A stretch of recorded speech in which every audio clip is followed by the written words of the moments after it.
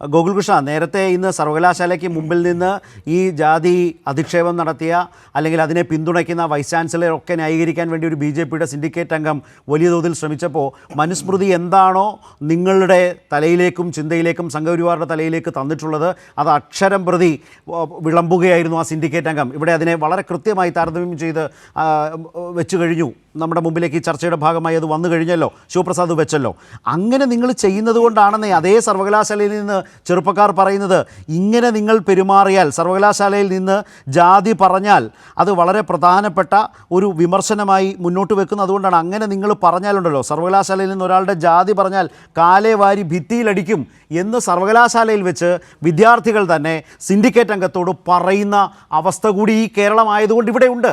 ഗോകുൽകൃഷ്ണ അത് ശ്രദ്ധിച്ചു കാണുമല്ലോ. അതെ അതെ അതെ അതെ കാര്യം ഞാൻ ഇപ്പോൾ ആശിച്ചു പോയാണ്. ആ പറഞ്ഞ വിദ്യാർത്ഥി നേതാവ്, ആ പറഞ്ഞ SFIയുടെ നേതാവ് MG യൂണിവേഴ്സിറ്റി തെരഞ്ഞെടുപ്പ് നടന്ന സമയത്ത് അവിടെ കൂടി ഉണ്ടായിരുന്നെങ്കിൽ എന്ന് ഞാൻ ആശിച്ചു പോവുകയാണ് PMR ഷോയുടെ ആ വർത്തമാനം പറയാൻ വേണ്ടിയിട്ട്. പിന്നെ ഇവിടെ ഈ കഴിഞ്ഞ റൗണ്ടിൽ ചർച്ച ചെയ്തത് സംഘപരിവാറിൻ്റെ സാമൂഹ്യനീതിയെ പറ്റിയാണ്. സംഘപരിവാറിൻ്റെ സാമൂഹ്യനീതിയെപ്പറ്റി പഠിപ്പിക്കാൻ ഇവിടുത്തെ കമ്മ്യൂണിസ്റ്റുകാർ വളർന്നിട്ടില്ല. നമുക്ക് എല്ലാവർക്കും അറിയാം, ഈ രാഷ്ട്രത്തിൻ്റെ പ്രസിഡന്റ് ദ്രൗപദി മുർമു അത് തന്നെയാണ് ഏറ്റവും വലിയ ഉദാഹരണം. പറയാം, നിങ്ങൾ മനുസ്മൃതിയെ പറ്റി എന്താ പറയുക? ഏറ്റവും അവസാനം SFIയോ കമ്മ്യൂണിസ്റ്റ് പ്രസ്ഥാനമോ പ്രതിരോധത്തിലാകുമ്പോൾ പൊക്കിക്കൊണ്ട് വരുന്നതാണ് മനുസ്മൃതി. ഈ മനുസ്മൃതി മനുസ്മൃതി ഒരു സ്മൃതിയാണ്, ഹിന്ദു സ്മൃതിയിൽ വിശ്വസിക്കുന്നില്ല. മനുസ്മൃതിയെ അംഗീകരിച്ചുകൊണ്ടല്ല വിദ്യാർത്ഥി പരിഷത്ത് പോലുള്ള പ്രസ്ഥാനങ്ങൾ പ്രവർത്തിച്ച് മുന്നോട്ട് പോകുന്നത്.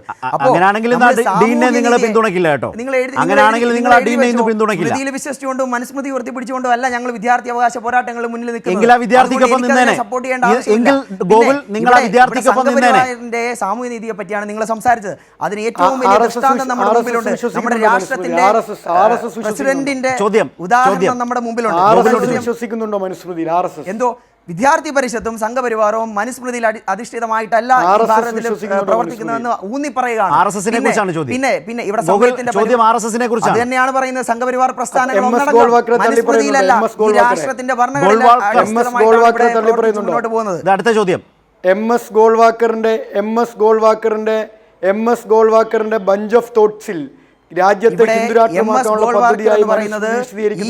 രാഷ്ട്രീയ സ്വയംസേവക സംഘത്തിന്റെ രണ്ടാമത്തെ സർസംഘചാലകനാണ് MS ഗോൾവാക്കർ ഉൾപ്പെടെ ഉൾപ്പെടെ ഉയർത്തിപ്പിടിച്ചുകൊണ്ടാണ് ഈ രാഷ്ട്രത്തിൽ പ്രവർത്തിക്കുന്നത്. ചർച്ചയിൽ ആദ്യാവസാനം പ്രസിഡന്റ് ഉയർത്തിയ പേരാണ് രോഹിത്. ഇന്ന്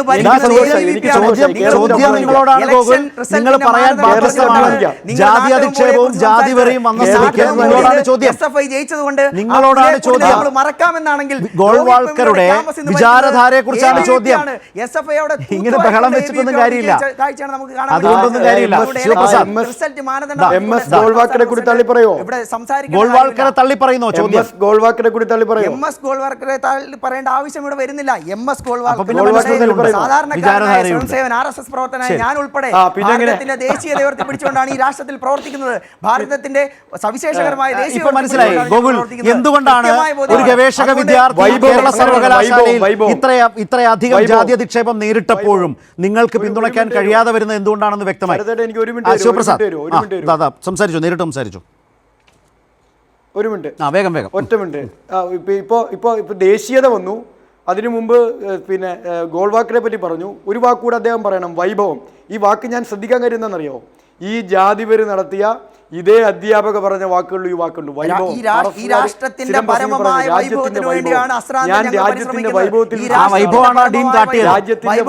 വിശ്വസിക്കുന്ന ആളാണ്. ഈ ജാതി വിവേചനം നടത്തിയ ആ വൈഭവമാണ് കേരളം കണ്ടുകൊണ്ടിരിക്കുന്നത്. കണ്ണു തുറന്ന് കേരളം കാണട്ടെ.